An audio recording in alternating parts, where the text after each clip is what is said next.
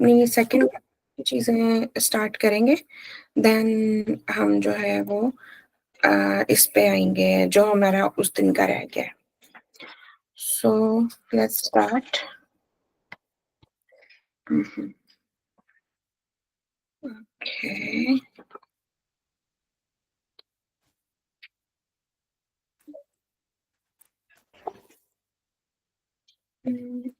let me attach the screen right there. Okay, so जो आज हमारे लर्निंग ऑब्जेक्टिव्स हैं उसमें है कि पोलीमाइल्जिया रोमैटिका, फाइब्रोमाइल्जिया, आई होप रिकॉर्डिंग हो रही है। Yes, okay.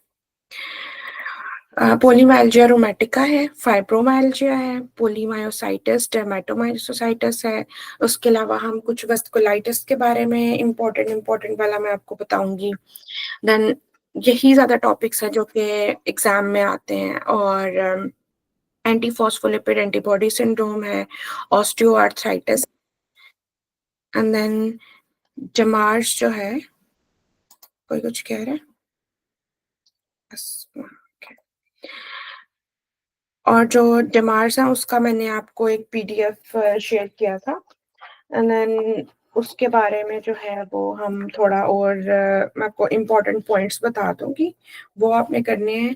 बट मेनली जो है वो पीडीएफ ही करना है आपने, और वो आपने एक दफा खुद उसको रीड देना है ताकि आपको याद रहे कि आपने उसमें क्या पढ़ा था। क्योंकि जरूरी नहीं है कि जो मेरे जब मैंने एग्जाम की तैयारी की तो वो वाले पॉइंट्स टेस्ट हुए हैं तो आपके भी वो हों, तो वो आपने जरूर पढ़ना है उससे एक दफा।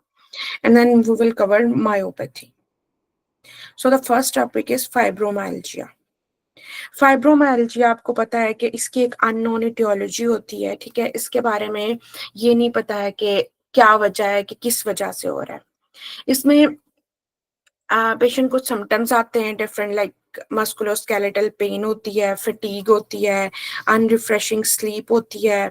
उसके अलावा जो है वो उसको ब्रेन फॉग होती है, headache, migraine, morning stiffness, paresthesias, memory deficits, abdominal pain, cramp, उसके ब्लरी विजन, फोटोफोबिया और रेस्टलेस लेग सिंड्रोम, इस तरह के बहुत सारे सिम्टम्स उसको आते हैं।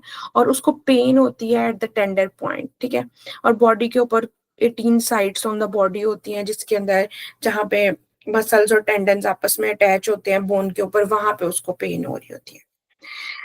और इसका डायग्नोसिस मेनली क्लिनिकल होता है। आपने इस पेशेंट को क्लिनिकली डायग्नोस करना होता है, और जो ट्रीटमेंट है ना वो एक मल्टी डिसिप्लिनरी टीम करती है, जो कि एक स्टेप वाइज मैनेजमेंट होती है, जिसमें पेशेंट को आप पेशेंट एजुकेशन करते हो, उसको एक्सरसाइजेस वगैरह, टाइची या कोई एरोबिक्स वगैरह बताते हो। और इसमें depending upon the predominant symptom patient की जो है वो ट्रीटमेंट की जाती है, वो आगे अभी हम पढ़ेंगे। So, fibromyalgia is a chronic functional neurosensory disorder of unknown etiology. The pathophysiology is notable for pervasive symptoms despite the absence of identifiable inflammation or structural changes on physical exam, imaging, or histology. So, the cardinal symptoms include diffuse chronic musculoskeletal pain. How is that?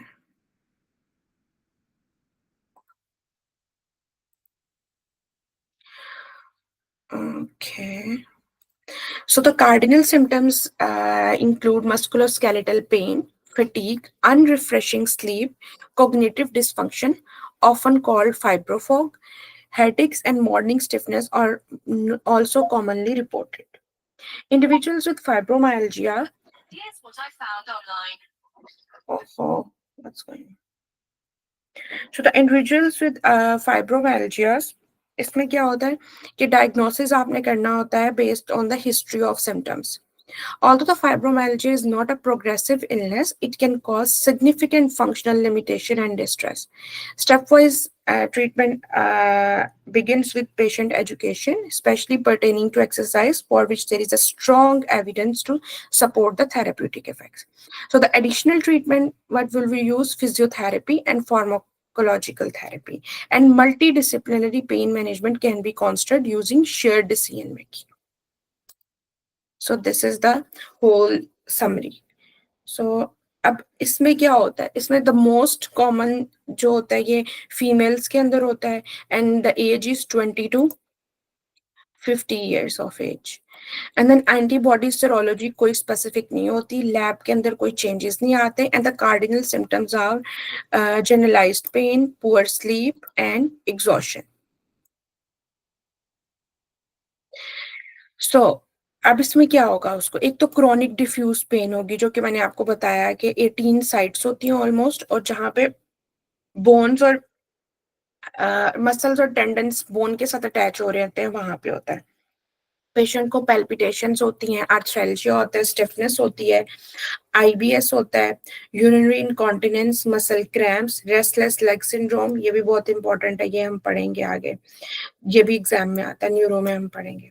And then exhaustion and fatigue and insomnia, concentration difficulties होंगी उसे, depressive mood, migraine and tension headaches. So this are important. While the location and severity of tenderness varies between patient, some anatomical locations are tender in most patients with fibromyalgia. अब कौन-कौन सी जगह पे ज्यादातर होता है? Lateral epicondylitis, trapezius muscles and serine bursa. यहाँ पे ज्यादा टेंडरनेस होती है. The presence of allodynia, pain induced by normal touch, should be sought in both history and examination, and pain induced by inflation of the sphygmomanometer cuff is a useful screening test. कि जहाँ पे normally हमें कोई हाथ लगाए तो हमें दर्द नहीं होती, लेकिन इन लोगों को होती है. और दूसरा कि अगर आपने स्पिग्मोमैनोमीटर लगा दिया ब्लड प्रेशर चेक करने के लिए और उससे भी इनको पेन हो रही है, तो ये जो है वो एक स्क्रीनिंग टेस्ट उसका यूजफुल होता है. देन डायग्नोसिस मैंने आपको बता दिया कि आपने क्लिनिकली डायग्नोस करना होता है. मैनेजमेंट जो है वो इसकी मल्टी डायमेंशनल होती है. लाइक आपने नॉन फार्माकोलॉजिकल और फार्माकोलॉजिकल इंटरवेंशन दोनों को ही अपने उसमें रखना होता है. ठीक है, आप जैसे फॉर एग्जांपल अगर नॉन फार्माकोलॉजिकल का है तो आपने पेशेंट को एजुकेट करना है. ठीक है, सपोर्टिव थेरेपी देनी है उसको आपने मल्टी डिसिप्लिनरी टीम जैसे र्यूमेटोलॉजी, साइकाइट्री, सब लोगों के साथ मिलकर इसकी जो है वो मैनेजमेंट करनी है. और आपने बहुत ज्यादा कोई एक्सटेंसिव डायग्नोस्टिक टेस्ट नहीं करने हैं. ठीक है, कोई इन्वेसिव प्रोसीजर्स नहीं करने होते हैं आपने इसमें, और पेशेंट को रेगुलर फॉलोअप पे भी बुलाना होता है. अब इसमें फिजिकल एक्टिविटीज की तरफ आपने जाना है, साइकोलॉजिकल टेक्निक्स होती हैं और सोशल कनेक्शन होता है. अब फॉर एग्जाम्पल अगर मैंने फिजिकल एक्टिविटी के बारे में बताना है तो हमारे पेशेंट को बताऊंगी कि स्ट्रॉन्ग एविडेंस है कि अगर आप एरोबिक या स्ट्रेंथनिंग एक्सरसाइजेस करते हो तो उससे इसका जो है वो आपको मतलब आपको फायदा होगा इससे. It's helpful for you. और दूसरी बात ये होती है कि आपने पेशेंट को रीअश्योर जरूर करना है कि this is not a progressive illness and it will not damage your muscles और नर्व्स, क्योंकि उनको लगता है कि उनको इतनी पेन हो रही है तो they might have something bad और इस तरह से उनका कोई मसल को डैमेज हो सकता है. तो you have to reassure them and you have to also validate them that the symptoms can be overwhelming for you. तो आपने उनको बताना है कि ये नहीं कहना है कि भाई ये तमाशे कर रही है या कुछ इस तरह से. ठीक है, so you have to be gentle in your language as well. Then आपने उसको कोपिंग स्ट्रेटजीज के बारे में बताना है, रिलैक्सेशन टेक्निक्स के बारे में बताना है साइकोलॉजिकली. देन आपने उसका ऐसे ग्रुप्स में उसको एंटर करा देना है जहाँ पे बहुत से जिन लोगों को इस तरह से प्रॉब्लम हो और वो एक दूसरे के साथ अपना जर्नी शेयर कर सके. इस तरह उसको जो है वो थोड़ी हेल्प मिलेगी अपने सिम्टम्स को कंट्रोल करने के लिए. देन स्लीप मैनेजमेंट या स्लीप हाइजीन की तरफ जाना है आपने. उसके बाद आगे ये थेराप्यूटिक गाइडलाइन का एक टेबल है, I hope you can see that, कि फार्माकोलॉजिकली कैसे करते हैं. अब थेराप्यूटिक गाइडलाइन में ना इसने ये भी लिखा हुआ है कि आप फर्स्ट लाइन जो है वो एमिट्रिप्टाइलिन या ये यूज करें, बट ये भी लिखा है कि इसका अभी कोई इतना फायदा भी नहीं है. सो इफ फॉर बट्स बहुत ज्यादा है, but for the first line अगर वो पूछे तो आपने टीसीए ही बोलना है. ठीक है, देन आप गैबापेंटेनॉइड्स, गैबापेंटिन या प्रीगैबलिन बताएंगे. ठीक है, वो सेकंड लाइन है, या डुलोक्सिटीन भी दे सकते हैं। लिमिटेड रोल किसका है, दिस इज इम्पोर्टेंट। ठीक है, आपके पास नॉर्मल लाइफ में भी कोई पेशेंट आ सकता है जिसको आप कहें कि भाई हाँ इसको फाइब्रोमियाल्जिया, तो आपने पैरासिटामोल या एनसेड्स या ओपियोइड्स जो हैं वो नहीं देने होते हैं। ठीक है, ओपियोइड्स कोई भी नहीं देते हैं, बट टेपेंटाडोल या ट्रेमाडोल जो है वो आप दे सकते हो। Then drug with unknown role में, इसका कोई रोल नहीं है कैनाबिनॉइड्स का, ये भी आपने अपने माइंड में रखना है। और कौन से ड्रग नहीं recommended, opioids other than tramadol and tapentadol. Then buprenorphine, codeine, fentanyl, morphine, oxycodone, ये आपने कोई भी ड्रग्स पेशेंट को नहीं देने होते। When to refer a patient with fibromyalgia to the specialist, तो आपने कब स्पेशलिस्ट के पास रेफर कर देना है? Specialist referral should be considered if the patient has atypical presentation or refractory symptom. Then you will refer this patient to the specialist for further assessment and to confirm the diagnosis. तो ये था हमारे पास fibromyalgia. अच्छा, अब अगर fibromyalgia मैंने आपको बताया कि this is a clinical diagnosis, तो आपने कैसे इसको डायग्नोस करना है? डायग्नोसिस में मतलब मेनली आपको ये पता होना चाहिए this is a clinical diagnosis, but for further जैसे अगर मैं कहूँ तो उसके लिए आपको पता होना चाहिए कि फाइब्रोमाइल्जिया के सिम्टम्स या फाइब्रोफॉग जो है वो ग्रेटर देन 3 मंथ्स तक अगर किसी पेशेंट के अंदर हो, और उसको उसकी वजह से बेसलाइन क्वालिटी ऑफ लाइफ या फंक्शनल स्टेटस में मसला आ रहा हो, या फिर उसकी क्वालिटी ऑफ लाइफ इससे अफेक्ट हो रही है, तो आपने उसकी जो है वो डायग्नोसिस बनाना होता है। उसके अलावा अगर फॉर एग्जांपल अगर पेशेंट कह रहा है भाई मुझे बहुत ज्यादा पेन हो रही है, तो what you can do, you can order CBC और ESR to just identify or rule out the inflammatory conditions. That's the whole thing. अब मैंने आपको बताया है कि इसकी जो ये मैंने अप टू डेट से टेबल लिया है, ये एक बहुत अच्छा टेबल है, ये आपके बहुत सारे क्वेश्चंस में ना आप जब रिकॉल करोगे तो उसमें आएगा।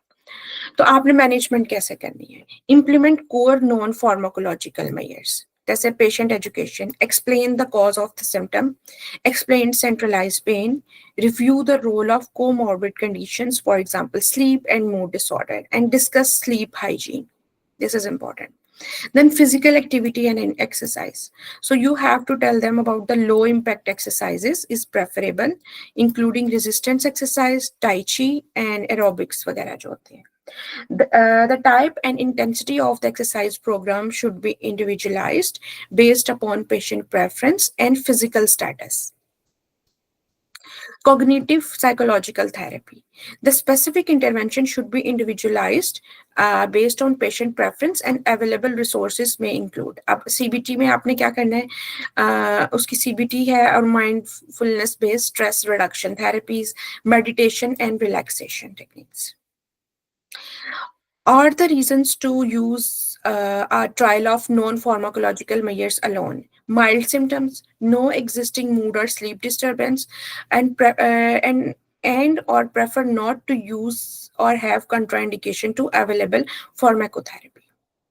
अगर ऐसा कुछ है, then continue the trial of non-pharmacological alone. ठीक है, कि उसको माइल्ड सिम्टम है, इतनी कोई नींद में भी मसला नहीं आ रहा, और patient is preferring that he or she basically she will take, because ये औरतों में ज्यादा होता है, तो she will take the non pharmacological therapy. तो what you have to do, क्या आपने कहना ठीक है भाई non pharmacologically treat करेंगे, but if the patient prefers non pharmacological therapy, ठीक है, और उसके साथ उसको स्वेट सिम्टम्स भी हैं और साथ मूड और स्लीप डिस्टर्बेंस भी है, तो फिर आपने क्या करना है? Most common diffuse widespread pain without major comorbid mood or sleep disturbance, then आपने widespread pain के लिए amitriptyline या TCA देना है. So this is the thing. And then if the severe fatigue and depression, आपको पता है कि depression अगर आ गया तो SNRI जैसे duloxetine आपने याद रखना है. And then the prominent sleep disturbance अगर होती है तो pregabalin और gabapentin देना है. So this is very important. ये आपने याद रखना है, आपको किसी रिकॉल में भी मिलेगा ये क्वेश्चन आया हुआ है कि स्लीप डिस्टर्बेंस है तो आपने क्या देना. So this is fibromyalgia जो कि हमने कवर किया. अगर किसी को कोई क्वेश्चन है तो पूछ ले, otherwise we will move to our next topic because we have a lot to cover today. Anyone? Ma'am, patient को स्लीप डिस्टरबेंस है तो भी फर्स्ट लाइन जो होगा वो गाबापेंटिन होगा, एमिट्रिप्टिलिन नहीं होगा। स्टार्ट से यही मतलब है। Yes. TCS is basically more important for pain because TCS जो होता है ना वो itself एक तो पेशेंट को स्लीप डिस्टर्बेंस भी करा सकता है, दूसरा इसके अपने साइड इफेक्ट्स बहुत ज्यादा हैं क्योंकि इसकी वजह से पेशेंट को कॉन्स्टिपेशन हो सकती है, ठीक है। और अगर ओल्ड एज में आपको पता ना TCS कभी भी पेशेंट को नहीं देने, तो ये भी आपने अपने माइंड में रखना है। Although it is 20 to 50 years basically, but किसी और एज का अगर पेशेंट आपको आ जाए और ऐसे ही सिम्टम्स बताए हुए हो तो आपने अपने माइंड में रखने के ओल्ड एज में TCS नहीं देते जेरियाटिक पेशेंट्स में। Okay, then the next topic is polymyalgia rheumatica. Okay, तो आप में से किसी को पता है पोलीमायल्जिया रूमेटिका क्या होता है? अब जिस तरह से पोलीमायल्जिया रूमेटिका की एक तो सबसे इम्पोर्टेंट जो कि आपको पता होनी चाहिए बात, वो ये है कि पोलीमायल्जिया रूमेटिका जो है ना वो जॉइंट सेल आर्थराइटिस के साथ बहुत ज्यादा इसकी वो है कि एसोसिएशन है। एक ये आपके माइंड में होनी चाहिए। दूसरा, पोलीमायल्जिया रूमेटिका जो है ना वो इन्फ्लेमेटरी कंडीशन होती है, ठीक है, जो कि 50 से ज्यादा एज के लोगों को अफेक्ट करती है और it is more common in women than man. और इसमें एक्यूट पेन और स्टिफनेस होती है, ठीक है। आपको अभी जैसे अभी आप पढ़ोगे ना कि पोलीमायोसाइटिस है, डर्मेटोमायोसाइटिस है, पोलीमायल्जिया रूमेटिका, तो आपको इसको डिफरेंसेस आने चाहिए। तो the way I remember it कि जैसे फॉर एग्जांपल पोलीमायल्जिया रूमेटिका है ना, तो इसमें आर आ रहा है, तो आर के बाद अल्फाबेटिकल ऑर्डर में क्या आता है आपके पास? एस। तो इसमें स्टिफनेस होती है। सो ये दिस थिंग इज इम्पोर्टेंट, ये आपने अपने माइंड में रखनी है कि आर के बाद ऐसा था तो इसमें स्टिफनेस होती है जो कि मॉर्निंग स्टिफनेस होती है जो कि हॉलमार्क होता है इस डिजीज का। I think someone is doctor उसवा।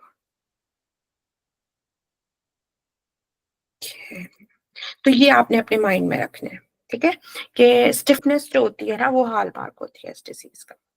And उसके अलावा क्या होता है, पेशेंट को स्टिफनेस होती है शोल्डर गर्डल में, पेल्विक गर्डल में, ठीक है, और कॉन्स्टिट्यूशनल सिम्टम्स भी आ रहे होते हैं। The diagnosis of polymyalgia rheumatica is also clinical, ठीक है, और लैब स्टडीज के अंदर आपको एलिवेटेड इन्फ्लेमेटरी मार्कर्स मिल सकते हैं, ठीक है, और ऑटो एंटीबॉडीज कोई भी नहीं होती हैं। और ट्रीटमेंट जो होता है ना मेनली वो इसका ग्लूकोकॉर्टिकॉइड्स होता है। सो अगर आप पेशेंट को लो डोज में ग्लूकोकॉर्टिकॉइड दे रहे हो ना और उससे अगर आप पेशेंट को रिलीव मिल रहा है, ठीक है, तो ये आपका डायग्नोसिस को सपोर्ट करता है कि दिस इज पोलीमायल्जिया रूमेटिका। और उसके अलावा आपने इन सब पेशेंट को अर्जेंटली रेफर करना होता है to the specialist if you suspect giant cell arthritis. So this is the whole thing. Now let's read this one. Polymyalgia rheumatica is an inflammatory condition characterized by bilateral aching and stiffness of the shoulder, hip girdle area caused by low-grade synovitis. Morning stiffness is the hallmark of the disease. So the stiffness is the main thing here. जब हम polymyositis, dermatomyositis पढ़ेंगे ना उसमें mainly weakness होती है, इसमें stiffness होती है. Patient complain of being unable to turn over in bed and of great difficulty getting out of bed. ठीक है, तो ये भी आपने अपने माइंड में रखना है, ये थेराप्यूटिक गाइडलाइन से मैंने लिया. The stiffness tends to improve after a hot shower and with activity. The onset of symptoms can be sudden or gradual, and it occurs almost exclusively in people older than 50 years, with the incidence increasing with age, and it is more common in females than males. About 15% of the patients with polymyalgia rheumatica also have giant cell arthritis. Urgently refer patient with suspected giant cell arthritis to the specialist, including patients with polymyalgia rheumatica who have jaw claudication, severe headache, visual symptoms, scalp tenderness or malaise, because these are the classical symptoms of joint cell arthritis. तो उसमें क्या होता है, अब अभी हम आगे भी पढ़ेंगे joint cell arthritis के बारे में कि jaw claudication, headache, visual symptoms आ रहे हैं, scalp tenderness हो रही है, तो उसमें आपने आगे भेज दें. So this is the whole thing. और ये मैंने emboss से भी इसकी summary attach कर दी थी. अच्छा जी, अब ये आ गया आपका थेराप्यूटिक गाइडलाइन का। अब देखें कि पोलीमायल्जिया रूमेटिका जो है, there is no specific diagnostic test for polymyalgia rheumatica. Diagnosis is based on the clinical presentation and elevated ESR and CRP concentration. Polymyalgia rheumatica is unlikely if the ESR is normal. ठीक है, अगर ESR इसमें बहुत important चीज है, अगर वो normal है तो ये अनलाइकली होगा. However, up to 20% of the patient have normal ESR at diagnosis. If ESR and CRP are not clearly elevated and the onset of symptom is recent, retest in 1 to 2 weeks. अब अगर किसी patient का ESR और CRP हमने कहा कि उसकी base पे और क्लिनिकल प्रेजेंटेशन की बेस पे पता लगे, but you right now you only have the symptoms, but there is no elevation of the ESR and CRP. So what you will do? So you have to retest that patient in 1 to 2 weeks. Response to the corticosteroid therapy at the usual starting dose is a good diagnostic indicator of polymyalgia rheumatica. This is important. Like starting dose means low dose. Reconsider the diagnosis if corticosteroid therapy fails to achieve the prompt symptomatic relief and a decrease in inflammatory markers.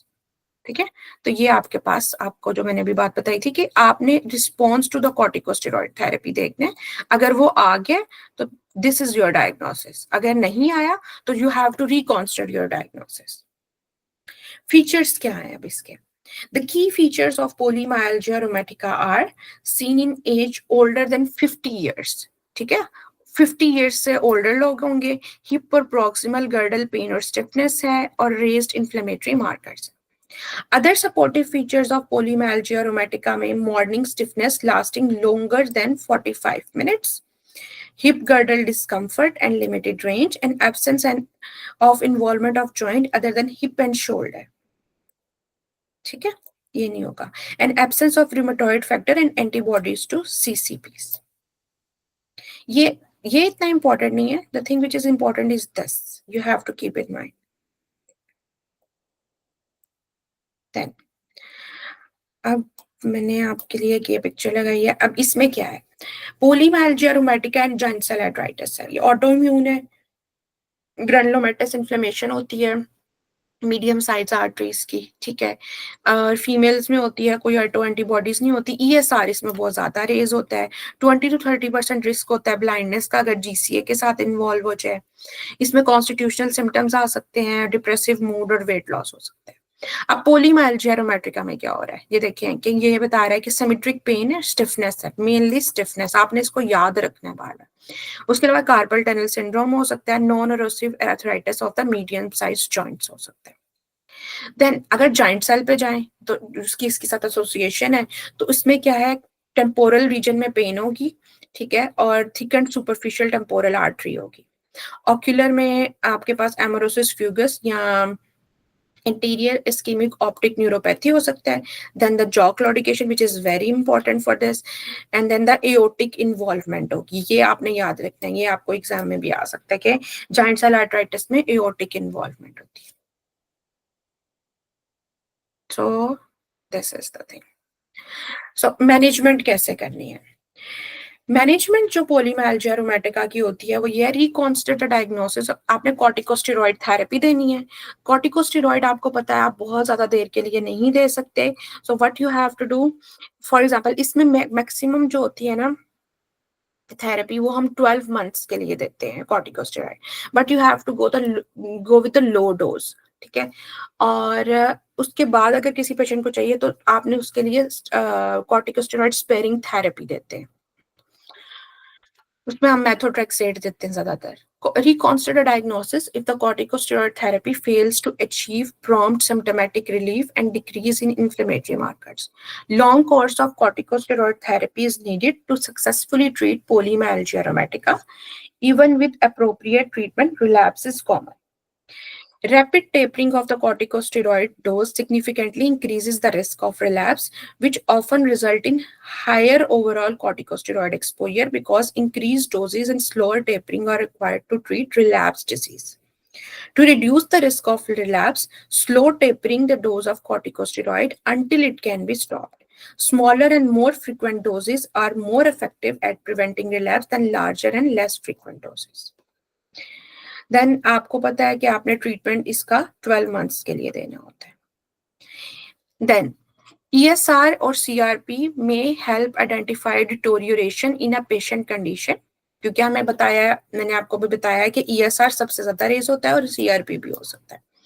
But they are not specific measure of disease activity and should always be considered in the context of the patient symptoms. ठीक है, आपने सिर्फ इसकी base पे नहीं कह देना.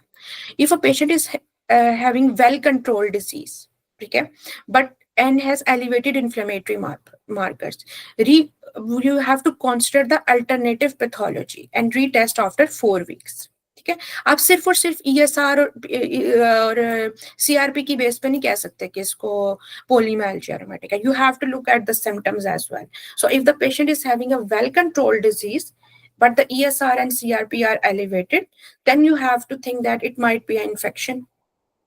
So आप कैसे करेंगे? For example, if the transient rise in ESR and CRP typically do not indicate relapse. ठीक है. Furthermore, it is normal for these markers to increase slightly as the corticosteroid dose is reduced. So there are reasons कि corticosteroid आपने कम किया तो ज़्यादा हो सकता है. Check ESR and CRP monthly for first 3 months of therapy, then every 2 to 3 months thereafter or as clinically indicated. जो चीजें मैं highlight करूंगी आपने बस वो mind में रखनी है. ठीक है, if you want to give it a read आप इसको रीड दे सकते हो, बट बहरहाल आपने अपने माइंड में यही रखना है कि ESR और CRP are not specific measure of the disease activity. Then अगर आपने कॉर्टिकोस्टेरॉइड, मैंने आपको बताया कि आपने बहुत कम टाइम के लिए पेशेंट को देना होता है और you have to give at the lowest possible dose, और क्योंकि उसी से पता चल जाता है कि ये पोलीमाइल्जिया रूमेटिक है.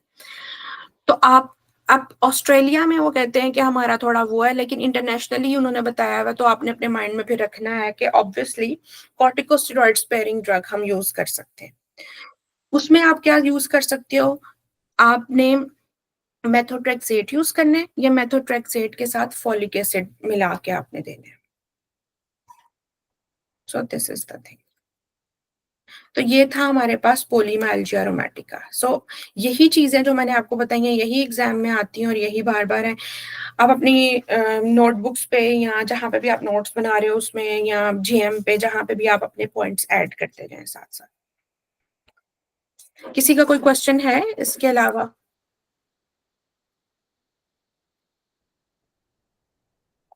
Anyone?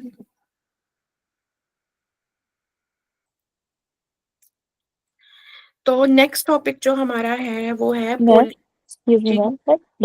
Definitive treatment is methotrexate और फॉर डायग्नोस्टिक पर्पस कि अगर सिम्टम्स बेहतर हो रहे तो कॉर्टिकोस्टेरॉइड्स. ऐसे नहीं, जो इसका ट्रीटमेंट है ना वो कॉर्टिकोस्टेरॉइड है, लो डोज कॉर्टिकोस्टेरॉइड. क्योंकि देखिए मैंने आपको ये बताया कि reconstruct the diagnosis if the corticosteroid therapy fails to achieve prompt symptomatic relief. So the main treatment जो है ना वो इसका कॉर्टिकोस्टेरॉइड है, बट लो डोज. और आपको पता है ना कि हम कॉर्टिकोस्टेरॉइड को किसी भी पेशेंट को बहुत ज्यादा देर के लिए नहीं रख सकते. ठीक है, क्योंकि कॉर्टिकोस्टेरॉइड जो है वो पेशेंट का वेट गेन कराएगा.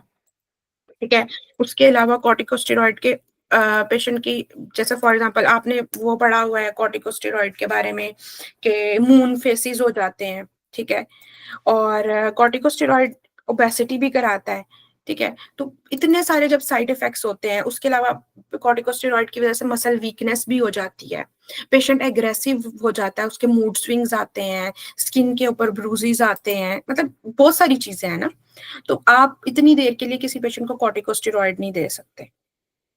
तो आपने फिर क्या करना होता है, आपने उस पेशेंट को उस पर शिफ्ट करना होता है किसी ऐसी चीज पे जो कि स्पेयरिंग हो, और उसमें वो मेथोट्रेक्सेट के बारे में होता है. ठीक है, okay ma'am. Okay, thank you. You welcome. अच्छा, आप नाम बता दिया करें कि मैं पूछ रही हूँ, मुझे समझ नहीं आ रही होती, मुझे भी आप लोगों की आवाजों की पहचान नहीं है इतनी. अच्छा, उसके बाद आ जाता है हमारे पास पोलीमायोसाइटिस एंड डर्मेटोमायोसाइटिस. अब ये क्या चीजें होती है पोलीमायोसाइटिस? ये पोलीमायोसाइटिस और डर्मेटोमायोसाइटिस में इन दोनों के ना फीचर्स जो होते हैं ना वो आपको पता है ओवरलैप करते हैं। डर्मेटोमायोसाइटिस और पोलियोमायोसाइटिस एक ही तरह के सिम्टम है, बस डर्मेटो में डर्म आ रहा है तो आपने याद रखना है कि उसमें स्किन चेंजेस भी आ जाती हैं। अब ये जो है ना ये इन्फ्लेमेटरी मायोपैथीज है, ठीक है, इसमें डिफरेंट आ जाती हैं कि, लेकिन मेन जो इसके अंदर आपने अपने माइंड में रखना है वो ये है कि इसमें प्रोक्सिमल सिमेट्रिक वीकनेस होती है, ठीक है, कि जिस तरह हम उसमें कह रहे थे ना कि उसमें प्रोक्सिमल जैसे फॉर एग्जांपल शोल्डर गर्डल की या हिप गर्डल की स्टिफनेस हो रही थी, इसमें प्रोक्सिमल सिमेट्रिक वीकनेस होती है पेंडिकुलर मसल्स की। जैसे फॉर एग्जांपल आपके क्वेश्चन में बहुत ज्यादा आता है कि patient has difficulty to reaching the overhead activities, ठीक है, patient had difficulty in climbing the stairs और standing up, so these are the thing जो कि इसमें आती हैं। और अगर हम कहेंगे इसमें डर्मेटोमायोसाइटिस में, तो डर्मेटोमायोसाइटिस के अंदर क्यूटेनियस फीचर्स आ जाते हैं, जैसे फॉर एग्जांपल अभी यहाँ पे दिखाया हुआ है गटरन पेप्यूल्स होते हैं, ठीक है, ये वाले। उसके अलावा हेलिकोट्रोपिक रैश, ये आइस के अराउंड बन जाता है। देन शॉल साइन, जो कि जैसे हम शॉल नहीं लेते, ठीक है, अपने कंधों पर डालते हैं, तो वहां पे बन जाएगा, मैं भी आपको दिखाती भी हूँ। और उसके अलावा एक जो चीज आपने अपने माइंड में रखनी है वो ये है कि इनके अंदर इन्फ्लेमेटरी मायोपैथीज के अंदर, डर्मेटो या पोलीमायोसाइटिस के अंदर बहुत ज्यादा रिस्क होता है मेलिग्नेंसीज का भी। अब इसका डायग्नोसिस कैसे हम करते हैं, आपने मसल एंजाइम्स से कराना होता है, जैसे फिर क्रेट काइनेज या एल्डोलेज, बेसिकली क्रेट काइनेज होता है।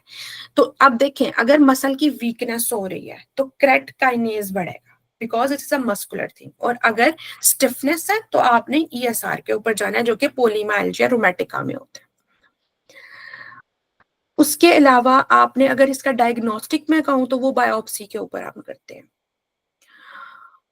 और मैनेजमेंट आपने इसकी कैसे करनी होती है, ऑक्यूपेशनल और फिजिकल थेरेपीज करानी होती हैं, इम्यूनोसप्रेसिव ड्रग्स देने होते हैं, फॉर एग्जांपल ग्लूकोकॉर्टिकॉइड्स इसके अंदर देते हैं। So this was the whole overview.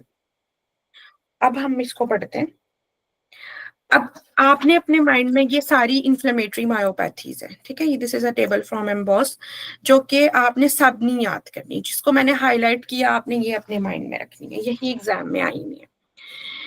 Dermatomyositis और पोलीमायोसाइटिस में क्या होता है, वीकनेस होती है, progresses over weeks to months and mild to moderate to severe weakness होती है, ठीक है, मसल वीकनेस होती है in the appendicular Selton.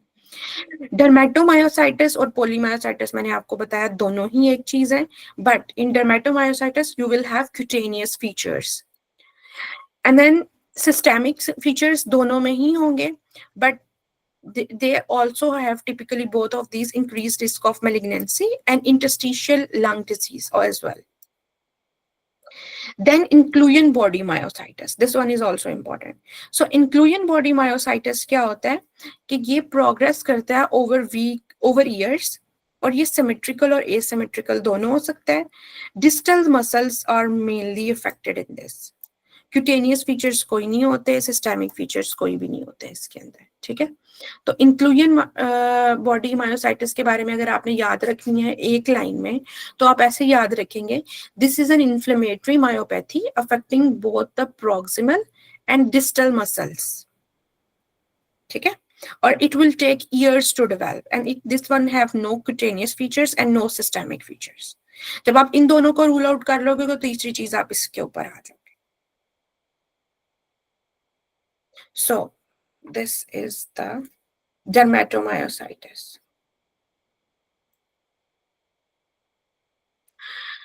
Idiopathic, likely antibody mediated, then may be associated with viral infections and Coxsackie or malignancy and paraneoplastic syndrome. This is one is also more common in females 30 to 60 years.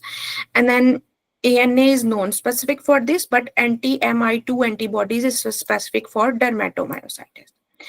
So the main thing here is serum CK level are very elevated, ठीक है, Aldolase, myoglobin, LDH में भी elevated, AST, ALT में भी, but the main thing is CK level. Associated with malignancy, especially in patient with dermatomyositis. So this one is important. So polymyositis Dermatomyositis without skin involvement is a diagnosis of exclusion in the absence of the characteristic finding of other inflammatory myopathies. Then dermatomyositis में आपको पता है कि इसमें क्या होगा, हेलिट्रोपिक rash होगा, erythematous rash होता है on the upper eyelid and periorbital oedema होता है. Then guttural papules बन जाते हैं, erythematous papules on the dorsum of the hand. उसके अलावा सिमेट्रिकल मसल वीकनेस होती है, ठीक है, विद और without muscle pain. Then you can have interstitial lung disease and और उसके अलावा Raynaud phenomenon which one is this one is not very important for this. And then subcutaneous calcification as well. तो ये जो मैंने highlight की हैं, you have to keep in mind these ones. Dysphagia भी आया हुआ शायद एक दफा कहीं. So this one, ये मैंने आपको सारा कुछ बता दिया. यहाँ इसमें आपने कॉर्टिकोस्टेरॉइड्स देने होते हैं और मेलिग्नेंसी के लिए स्क्रीन करना होता है. So this is the Gottron papule, ये देखें एरिथेमेटिस बने हुए हैं. And then this is the periorbital heliotrope rash. So the best initial test of polymyosite and dermatomyositis is CK. Mainly CK, because this will tell us the necrosis of the muscles, and aldolase. And all the patient with dermatos and polymyositis should be screened for occult malignancies. Which malignancies? Ovarian, lung, pancreatic, stomach, colorectal, and non-Hodgkin lymphoma.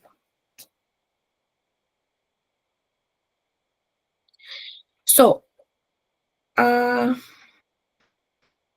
yes, this one. इसमें diagnosis जो है वो आपको पता है clinical features की जो होंगे उसकी बेस पे करना है, ठीक है. कंफर्मेशन ऑफ द डायग्नोसिस ये मैंने आपको बता दिया कि आपने मसल बायोप्सी पे करनी है. इनिशियल टेस्ट आपको पता है इस सीके लेवल, ठीक है, वो आपने कराना है. देन आपने ये जो क्राइटेरिया है इसके अकॉर्डिंग ये है कि करेक्ट डर्मेटोमायोसाइटिस कब होगा, जब स्किन फाइंडिंग के साथ एडिशनल 3 फीचर्स आ जाएं, ठीक है, जिससे कि सिमेट्रिकल मसल वीकनेस होते हैं, elevated muscle enzymes like CK level ज्यादा हो, और इलेक्ट्रोमायोग्राम के ऊपर आपको इन्फ्लेमेटरी मायोपैथी वाला वो आ रहा हो, और evidence of myositis on muscle biopsy which is the confirmatory test, but we usually don't do this one. हम सीके लेवल की बेस पे ही अपना डायग्नोसिस बना लेते होते हैं, ठीक है. और अगर पोलीमायोसाइटिस का डायग्नोसिस है तो वो आपने स्किन इन्वॉल्वमेंट के अलावा बाकी सब कुछ हो तो पोलीमायोसाइटिस का बन जाएगा. बट द इनिशियल टेस्ट ज्यादातर यही पूछते हैं कि इनिशियल टेस्ट क्या होगा और ट्रीटमेंट क्या होगा. सो अब ये जो ट्रीटमेंट मैनेजमेंट है ना, इसकी ये मैंने लगाई है जी आपकी अप टू डेट से. अब इसमें जो बेसिकली ट्रीटमेंट होता है, एक तो ये कि रूमेटोलॉजी वालों के पास आपने भेजना है, ठीक है. उसके अलावा आपने सपोर्टिव थेरेपीज पेशेंट को देनी है, for example physical, occupational, speech therapy. Then आपने फोटो प्रोटेक्टिव मेजर्स बताने हैं, क्योंकि उसको अगर डर्मेटोमायोसाइटिस है उसको पहले ही रैशेस बने हुए हैं. और you have to also educate the patient that they have to screen themselves for malignancies. तो उनकी रेगुलर स्क्रीनिंग होनी चाहिए. सो अगर तो पेशेंट की सब क्लिनिकल मसल डिजीज है, for example clinically asymptomatic disease है और उसमें क्रेट काइनेज का level 5 times the upper limit of normal है, तो उसमें आपको इम्यूनोसप्रेशन की जरूरत नहीं है. But for mild to moderate disease, ठीक है, जिसमें आपने पेशेंट को ग्लूकोकॉर्टिकॉइड्स देने होते हैं, ठीक है, and a disease modifying drug as well. लेकिन आपको पता है कि आपने ज्यादा देर के लिए नहीं देना. But for the severe disease, का कैसे पता चलेगा? पेशेंट को डिस्फेजिया है, डायफ्रैग्मेटिक वीकनेस है, वीकनेस प्रिवेंटिंग सेल्फ केयर, तो उसमें आपने उसको इंट्रावेनस इम्यूनोग्लोबुलिन्स देनी है, ठीक है, सिवियर या रिफ्रैक्टरी डिजीज के लिए. और अगर इंटरस्टिशियल लंग डिजीज है उसके लिए भी यही देनी है. अब क्लिनिकल रिस्पॉन्स कैसे आप चेक करेंगे? आपने क्लिनिकल रिस्पॉन्स चेक करना है एवरी 2 वीक्स के बाद. उसकी मसल टेस्टिंग करनी है, मतलब जो एंजाइम होगा सीके लेवल, और उसके अलावा अगर किसी को इंटरस्टिशियल लंग डिजीज अगर सिवेरिटी है तो उसमें 2 to 3 मंथ्स के बाद आपने ना उसकी पल्मोनरी फंक्शन टेस्ट करा लेने। क्लिनिकल रिस्पॉन्स अगर पेशेंट का आ गया आफ्टर 4 वीक ऑफ थेरेपी तो आपने उसको ग्लूकोकॉर्टिकॉइड टेपर करके आपने कितनी देर में टेपर करने हैं 9 to 12 मंथ्स में, और उसके बाद जो है वो उसको डिमार्स पे दे देने, शिफ्ट कर देने। That's the whole thing. और अदर मैनेजमेंट प्रोग्राम में आपने पेशेंट को प्रोफाइलैक्सिस देना ऑस्टियोपोरोसिस का, अपॉर्चुनिस्टिक इन्फेक्शन के लिए उसको देखते रहना है। और जिन लोगों को जैसे फॉर एग्जांपल डिस्फेजिया है या एस्पिरेशन का रिस्क है या कुटेनियस मैनिफेस्टेशन है, उनके लिए आपने और मैनेजमेंट देखनी होती है, वो आपके लिए इंपॉर्टेंट नहीं है। You have to basically keep in mind this thing. अब आपने ये जो, मैं इसको दोबारा रिपीट करती हूँ ट्रीटमेंट में ये है कि सब क्लिनिकल डिजीज के लिए asymptomatic muscle disease with CK level less than 5 times the upper limit of normal, systemic immunosuppression is not indicated. For mild to moderate disease you have to give the patient the glucocorticoid, ठीक है, prednisolone दे दिया। But for the severe disease what you will do, you will give the for example IV steroids, or if the patient is having very severe and refractory disease, then you will give the IV immunoglobulin. You have to check the clinical response by checking the muscle enzymes every 2 to 3 weeks, and for the pulmonary function testing you have to test the pulmonary function, like for example spirometry testing every 2 to 3 months. If the patient is clinically better, you have to gradually taper down the steroid over 9 to 12 months, and then you have to shift the patient to the disease-modifying anti-rheumatic drugs. ठीक है, तो ये इसका हमारे पास हो गया polymyositis dermatomyositis का ट्रीटमेंट। Sorry, ma'am. जी Ma'am, when we will label the patient as in severe category, severe patient को हम कब बोलेंगे? जब उसको corticosteroid से कोई बेनिफिट नहीं मिलेगा या उसके सिम्टम्स में डिस्फेजिया होगा, सेवियर कब बोलेंगे उसको? सिवियर हम तब कहते हैं जब पेशेंट को डिस्फेजिया होता है, डायफ्रेगमेटिक वीकनेस होती है, वो अपनी सेल्फ केयर नहीं कर पाता, ठीक है, उसको अब मैंने आपको ऊपर बताया था ना इंटरस्टिशियल लंग डिजीज भी हो जाती है इनमें, तो वो भी एक सिवियर कैटेगरी है, तो वो उसमें आता है। ठीक है, okay, so I hope it's clear now. So evaluation for extra muscular features, तो आपको पता है कि इसके अंदर कुछ ऐसे भी आते हैं, तो उसमें आपने क्या करना है। एवेल्युएशन फॉर लंग डिजीज के लिए आपने चेस्ट एक्सरे या पल्मोनरी फंक्शन टेस्टिंग करानी है, मेलिग्नेंसी वर्कअप कराना है आपने, this one is very important, ठीक है। कैंसर स्क्रीनिंग करानी है, ये मैंने आपको बता दिया कौन कौन सी screening, breast, pelvic, prostate exam, mammography, colonoscopy. Then complications इसके क्या हो सकते हैं, फॉर एग्जांपल अगर पेशेंट को क्या हो सकता है, इसोफेजियल डिजीज हो सकती है, respiratory failure and myocarditis, and then dystrophic calcinosis हो सकता है, कैल्शियम डिपॉजिट हो जाएगा इन सबक्यूटेनियस टिश्यू या intramuscular tissues. So this is the whole stuff. समझ आ गई ना आपको इसकी? आपने अपने जितने भी नोट्स बनाने हैं, मैं हर किसी को बार बार यही कह रही हूँ, आपने ये स्लाइड्स हैं सारी, बता मैं एक स्लाइड के ऊपर वो डाल नहीं सकती, वरना मैं एक पे डाल देती, लेकिन वो नजर आने में प्रॉब्लम। आपने इस सब का 1 पेजर बनाना है, ठीक है। जो जैसे फॉर एग्जांपल अगर ये हेडिंग है ना, तो 1 पेज के ऊपर आपका इसका सब कुछ लिखा होना चाहिए, तभी आप रिवाइज कर पाएंगे at the end of the exam, या जब भी आपका एग्जाम होगा लास्ट 2 मंथ्स में। So this one is from you world. अब इसमें क्या है, इसमें ये है कि इन तीनों का डिफरेंस है, ठीक है। अब फाइब्रोमाइल्जिया में क्या होता है कि यंग फीमेल होती है, वाइड स्प्रेड पेन होती है, ट्रिगर पॉइंट्स होते हैं जो कि कोस्टोकॉन्ड्रल या एपिकॉन्डाइल या फिर मिड ट्रेपेजियस होता है। 3 मंथ से ज्यादा की वाइड स्प्रेड पेन होती है और नॉर्मल लैब फाइंडिंग होती है, इसमें कुछ भी नहीं होता ना, क्लिनिकल डायग्नोसिस होता है बस। पोलीमायोसाइटिस के अंदर मैंने आपको कहा आपने एक वर्ड याद रखना, that is weakness, and patient has difficulty climbing up the stairs, patient had difficulty in overhead activities, ठीक है, ये याद रखना है। माइल्ड या एब्सेंट पेन होगी, muscle enzymes crate kinase elevated होता है, ऑटो एंटीबॉडीज एंटी जो 1 या एंटी A1 जो है वो पोलीमायोसाइटिस में होती हैं और anti-MI2 जो हैं वो डर्मेटोमायोसाइटिस में होती हैं। देन पोलीमायल्जिया रोमैटिका, पोलीमायल्जिया रोमैटिका में ओल्ड एज में होता है, क्योंकि ये सिस्टेमिक साइंस और सिम्टम्स आते हैं, इसमें स्टिफनेस ज्यादा होती है, ठीक है, इसमें पेन और वीकनेस होती है, this one is more stiffness, और इसका मैंने आपको निमोनिक भी बताया। कहाँ कहाँ होगी, this one is mainly in the proximal ones, shoulder, hip, girdle, neck, and association with giant cell arteritis which is very very important.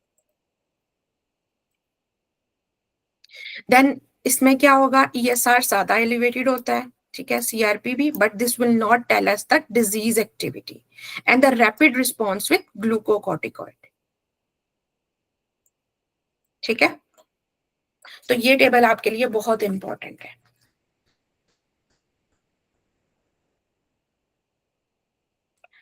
आगे चलें, इफ इट्स क्लियर।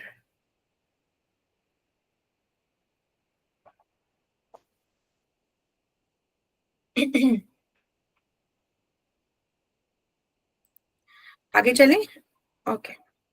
बोल दिया करें, मुझे ना स्क्रीन शिफ्ट करनी पड़ती है, फिर मुझे समझ नहीं आ रही होती।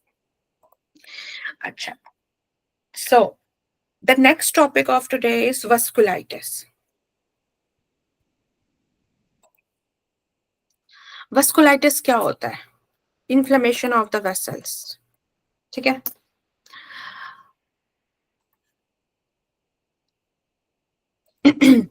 अब इसमें डिफरेंट क्या होता है इसमें कि ऑटो इम्यून डिजीज की वजह से हो सकती है इसकी, ठीक है। उसके अलावा इसमें फिर क्या होगा, जब इन्फ्लेमेशन होगी, vasculitis is an inflammation of the vessels, तो इस्कीमिया होगा, वहां पे नेक्रोसिस होगा, वहां पे हेमरेज होगा, और सब्सिक्वेंटली एंड ऑर्गन डैमेज हो जाएगा। अब इसकी वजह क्या हो सकती है, इट कुड बी इडियोपैथिक, या फिर कोई इन्फेक्शन के बाद हो सकती है, ठीक है। फॉर एग्जाम्पल HBV का इन्फेक्शन हो गया, तो उसको हमें पता है कि HBV के इन्फेक्शन के बाद वस्कुलाइटिस हो सकता है, हेपेटाइटिस C के इन्फेक्शन के बाद हो सकता है, कोई ड्रग हो सकता है, SLE हो सकता है, कोई भी एक ट्रिगरिंग फैक्टर्स हो सकता है। अब इसमें क्या होता है कि हम इसको डिवाइड कर देते हैं डिफरेंट कैटेगरीज में, जैसे small vessel vasculitis, medium vessel vasculitis and large vessel vasculitis. अब इनको ना डायग्नोस करना बड़ा मुश्किल होता है। अब एक जो चीज होती है ना कि कॉन्स्टिट्यूशनल सिम्टम्स, वो सब वेस्कुलाइटिस में होते हैं, जैसे फॉर एग्जांपल हम कह दें कि पेशेंट को फीवर है, ठीक है, फॉर एग्जांपल परपरा है, या कोई इस तरह की चीजें, तो कॉन्स्टिट्यूशनल सिम्टम्स या फटीग या इस तरह की चीजें तो सब में होंगी common, but what you have to remember the specific ones for each, ताकि आप अपने एग्जाम में वो पिक कर सकें कि कैसे हमने इसको करना है। और बेसिकली ज्यादातर जो होता है ना, वो इसकी डायग्नोसिस जो होता है ना, जिस जगह का हो रहा हो ना, वहां की बायोप्सी लेके फिर हम करते हैं। तो अगर हम अपनी लार्ज वेसल वेस्कुलाइटिस से स्टार्ट करें, ठीक है, तो इसमें हमारे पास आ जाता है Takayasu arthritis and giant cell arthritis, तो these are the large vessel vasculitis. Then the medial vessel vasculitis के अंदर पैन आता है, which is very important, and then Kawasaki disease. And then small vessel vasculitis के अंदर हमारे पास बाकी सारी आ जाती हैं, जैसे granulomatosis with polyangiitis, eosinophilic granulomatosis with polyangiitis, microscopic polyangiitis, then IgA vasculitis and cryoglobulinaemic vasculitis. So let's start from large vessel vasculitis. So मैं पहले आपको इसके बारे में थोड़ा सा ब्रीफ करूंगी कि ये होता क्या है, ठीक है। पहले लार्ज वेसल को पढ़ेंगे, फिर बाकियों को पढ़ेंगे। So the large vessel vasculitis में जो सबसे पहले इंपॉर्टेंट जो है वो है हमारे पास giant cell arthritis. Giant cell arthritis जो होता है, आई टोल्ड यू अर्लियर कि इसमें पोलीमायल्जिया रूमेटिका के साथ बहुत ज्यादा एसोसिएशन होती है, ठीक है। तो वो आपने अपने माइंड में रखना है, जो कि बहुत इंपॉर्टेंट है, और most commonly it affects the woman greater than 50 years of age.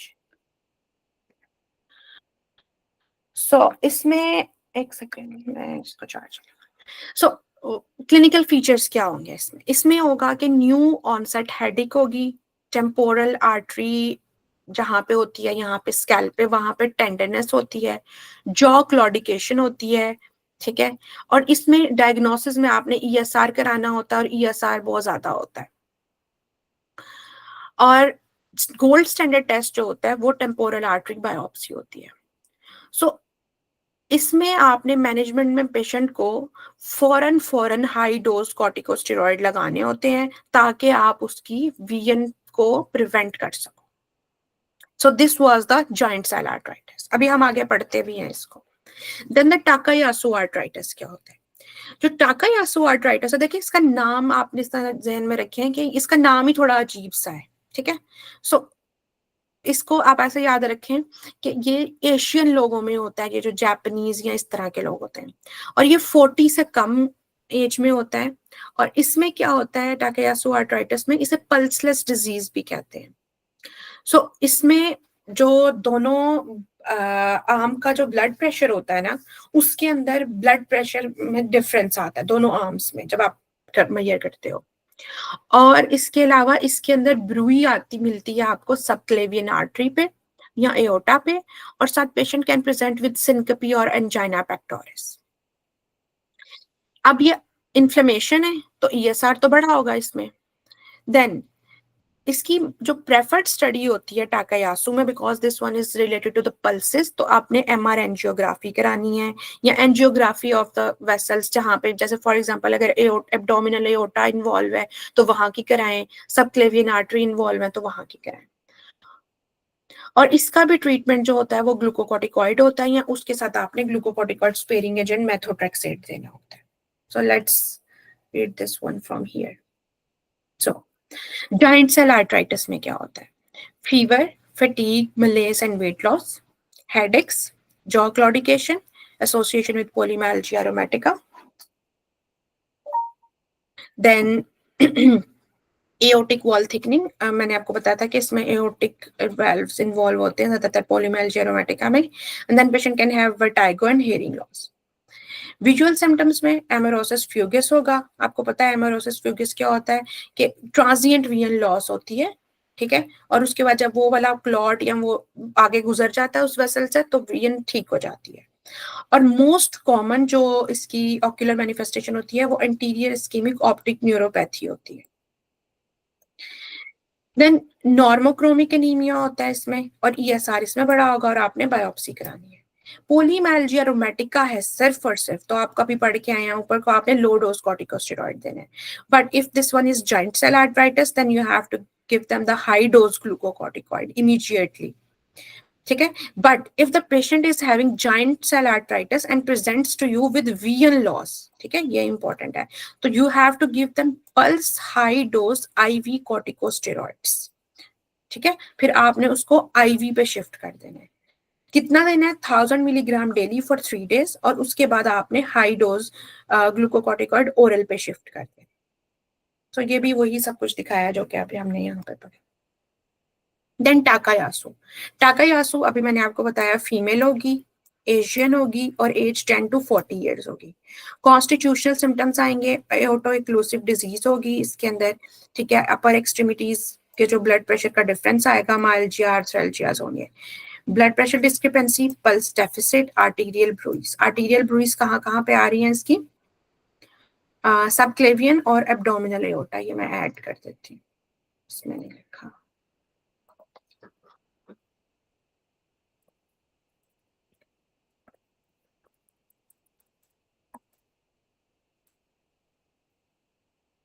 Okay. And then inflammatory markers में आपको पता है कि ईएसआर बढ़ा हुआ होगा। चेस्ट एक्सरे के आपको एओर्टिक डिसेक्शन या वाइड एंड मीडियस्टम मिलेगी, और सीटी या एमआरआई आप कराएंगे तो आपको वहां पे एमआरआई एंजियोग्राफी कराएंगे तो ल्यूमिन की नैरोइंग मिल जाएगी। ट्रीटमेंट इसमें भी वही है, systemic glucocorticoid plus glucocorticoid sparing agent,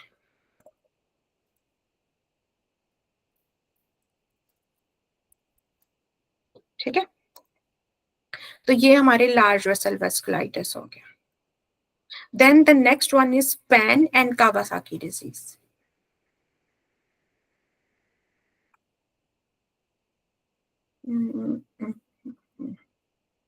ठीक है, समझ आ रही है आपको? नेक्स्ट स्टार्ट करें ना? Hello. Yes, ma'am. Yes, ma'am. Okay, Yes, ma'am. So polyarteritis nodosa and Kawasaki disease, ये बहुत इंपॉर्टेंट है। कावासाकी हम यहाँ पे थोड़ा सा पढ़ेंगे, but mainly we will cover this one in paediatrics. So where is pen? Yeah, polyarthritis nodosa. So this one is very important. Polyarteritis nodosa के अंदर इसकी हेप बी के साथ ज्यादा एसोसिएशन आपने याद रखनी है. बी और सी दोनों से होती है, बट मेनली हेप बी के साथ एसोसिएशन होती है. इसमें क्या होता है कि पैथोफिजियोलॉजी में बस आपने इतना याद रखना है कि फाइब्रिनॉइड हेप बी जो है वो एक्ट एज अ एंटीजन, जिसके अगेंस्ट एंटीबॉडीज बनती हैं, इम्यून कॉम्प्लेक्सेस बनते हैं. वो इम्यून कॉम्प्लेक्सेस जाके आर्टीरियल वॉल्स में डिपॉजिट होते हैं. वहां पे ल्यूमिनल नैरोइंग होती है, थ्रोम्बोसिस होती है और टिश्यू इस्कीमिया हो जाता है. ठीक है. और इसकी वजह से फॉर एग्जांपल किसी जगह पर नैरोइंग हो रही है, किसी जगह और इस्कीमिया, नैरोइंग और इस्कीमिया, नैरोइंग इस्कीमिया इस तरह हो के माइक्रो एन्यूरिज्म बन जाते हैं, वो रप्चर करते हैं और ब्लीडिंग हो जाती है. सारे वस्कुलाइटिस में आपने कॉन्स्टिट्यूशनल सिम्टम्स सब में होते हैं वस्कुलाइटिस में. ठीक है. क्या इसमें आपने याद रखना है कि ये जो होता है पेन, ये किडनीज को इन्वॉल्व नहीं करता. ठीक है. दूसरा स्किन के अंदर, इसके अंदर आपने याद रखना है, इसमें लाविडो रेटिकुलरिस होता है. इस तरह से ये मैशी सा नेटवर्क सब जो बन जाता है. देन रीनल के अंदर आपने ये याद रखना है कि हाइपरटेंशन होती है और क्या होता है, रीनल इंसुफिशियंसी होती है और आर्टीरियल एन्यूरिज्म्स बन जाते हैं. देन नर्वस सिस्टम में मोनोन्यूराइटिस मल्टीप्लेक्स होता है. ठीक है. देन गैस्ट्रोइंटेस्टिनल में मेसेंटेरिक इस्कीमिया और इन्फॉक्शन होता है. मस्कुलोस्केलेटल में माइल्जिया आर्थराल्जिया होते हैं. डायग्नोसिस आपने एनका ए और ईएनए देखने, वो नेगेटिव होगा. एंजियोग्राफी कराओगे तो माइक्रो एन्यूरिज्म्स मिल जाएंगे आपको. ठीक है. और टिश्यू बायोप्सी आपने हमेशा इन सब वस्कुलाइटिस की टिश्यू जो डेफिनेटिव होता है ना इनका, वो यही होता है कि आपने टिश्यू बायोप्सी करानी होती है इसकी.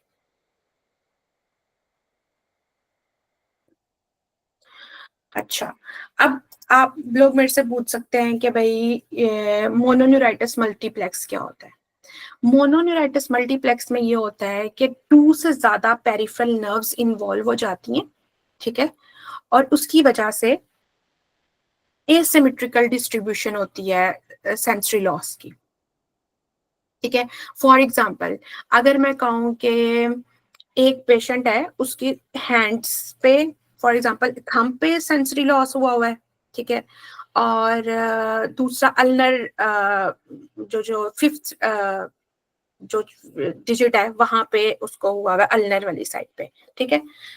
तो ये 2 से ज्यादा इन्वॉल्व हो गई, बट एसिमेट्रिकल डिस्ट्रीब्यूशन में क्या आ जाएगा कि एक साइड की लेग का भी लॉस हुआ है. ठीक है. मैं आपको एक पिक्चर दिखाती हूँ, उससे आपके माइंड में ये ज्यादा क्लियर होगा. Let me check if I can put it here.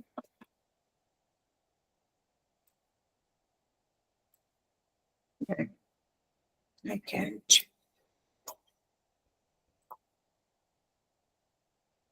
Mm-hmm.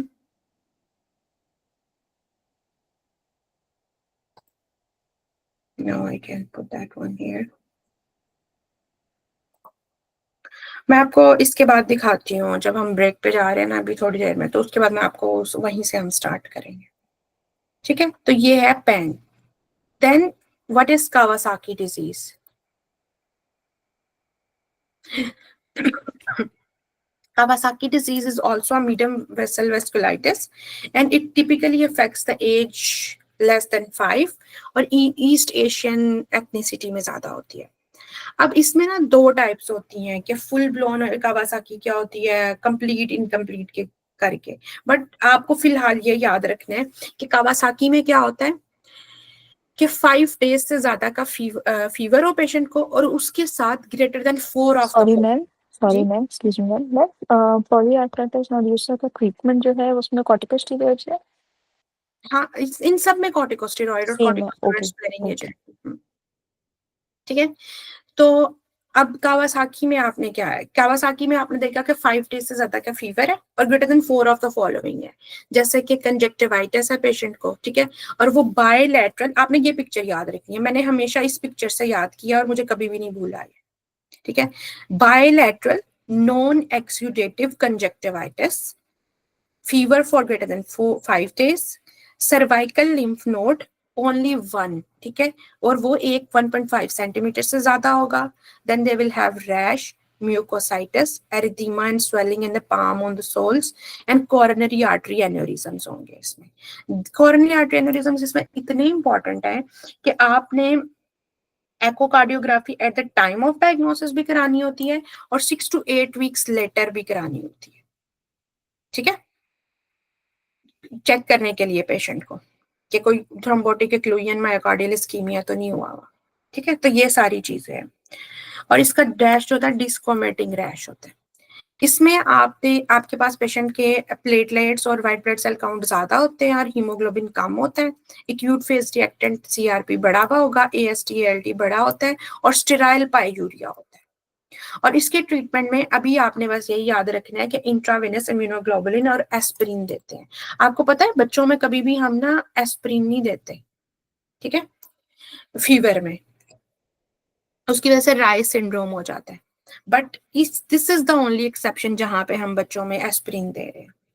And then complications क्या क्या हो सकती हैं, coronary artery aneurysm and ventricular dysfunction हो सकता है। So this one is Kawasaki disease. तो ये हमारा हो गया मीडियम वेसल वेस्कुलाइटिस। उसके अलावा हम आईजीए और ये वाली पढ़ेंगे, बाकी आप, मैंने तो कोई क्वेश्चन नहीं देखा, अगर कोई क्वेश्चन आया तो वो फिर आप लोग कवर करिएगा, बट मैंने कोई देखा नहीं है इन दोनों इनके बारे में। मैं देखती हूँ अगर मुझे मिलता है कुछ तो। Okay, yes, yeah I have added the once